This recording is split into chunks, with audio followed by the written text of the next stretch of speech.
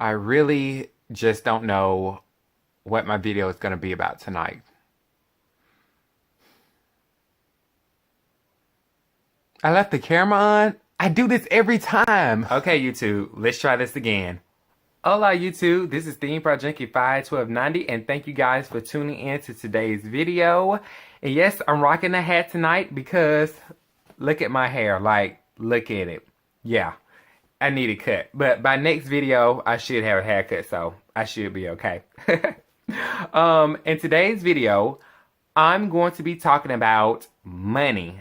Not just about money, but about money that I tend to spend on my theme park trips. And a lot of people have their different limits on how much they spend and different things that they do when it comes to traveling to theme parks. And me personally, that does make a difference as far as how many days I'm going to be at the park, which park I'm going to, the hotel, transportation, all of that plays a major part. But on average, I'm trying to see, I would spend on average for a theme park trip anywhere from $1,000 to probably $2,000. And I know what you're thinking. Oh my gosh, Theme Park Junkie 51290, that is cheap. Cheap.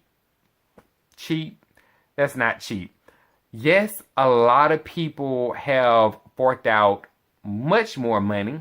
And the reason for that is because a lot of people do international travels.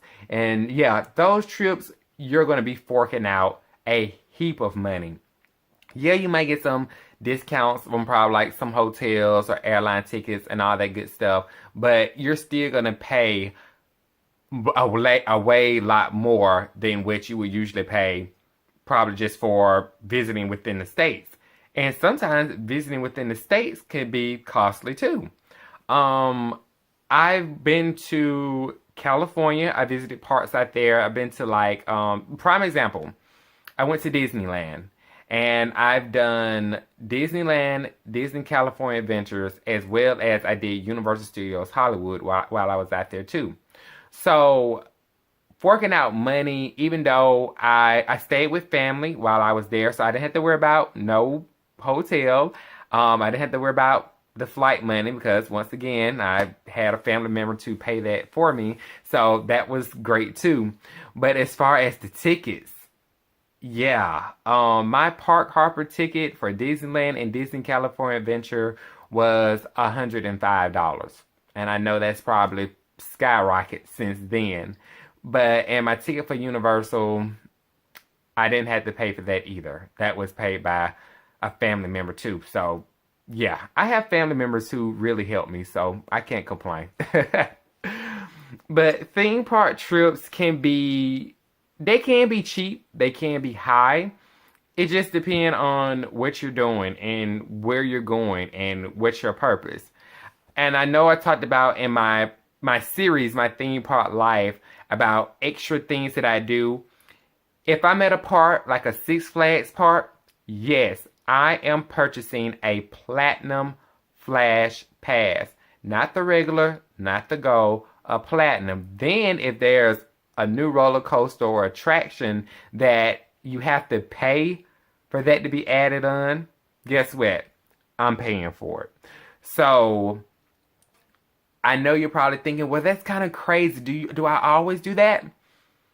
It depends. When I went to Cedar Fair, some certain Cedar Fair parks, I always get the Fast Lane Plus. I'm the type of person, I love convenience. If I have to wait in line, so be it. I will wait. I have waited in some long lines at theme parks. Don't get me wrong. But if I'm able to pay for that service to be able to get on the rides quicker, then yes, I'm going to pay for it. And simply because I'm an individual, I only travel to parks once. That's correct, once. For the time now, because I want to try to get to as many new parts as I can. So, knowing that at the moment, I'm only going to be visiting that park for that one time, I want to try to get more of the experience while I can. And if that means I have to put out a little extra for that convenience, why not? I will do it.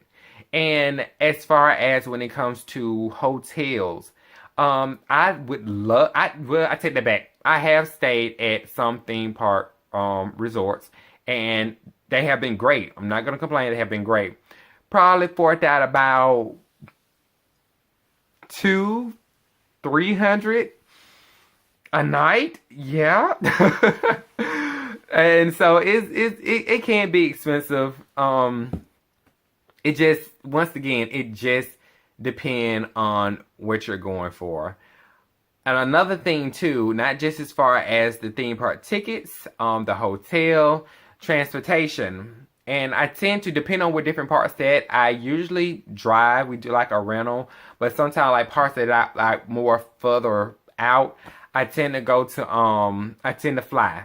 And Southwest is my favorite airline. Woo. So flying for me with tickets like that can be anywhere from 3, 5, maybe $600 at the most. It just depends on the ticket that I get, whether I'm getting business select or do I just want to get a getaway ticket. It just all depends. And I know that probably with your travels, I know that everybody travel different. And I want to know in the comments below, how much do you usually tend to spend on a theme park?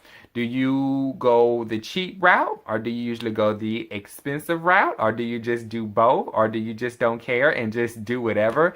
Kind of like me, I'm just, if I fork out the extra money, so be it. If I'm able to save, that's great too. I have no kids. I'm single. So I work for myself. I have no debt, which is good. I'm 27 years old and I have no debt. How many people my age can say that? So, and I love traveling. So that's what I use my money towards, is I save up for what I want to do and I travel to theme parks. That's what I like. Simple. I mean, you can't get no easier than that.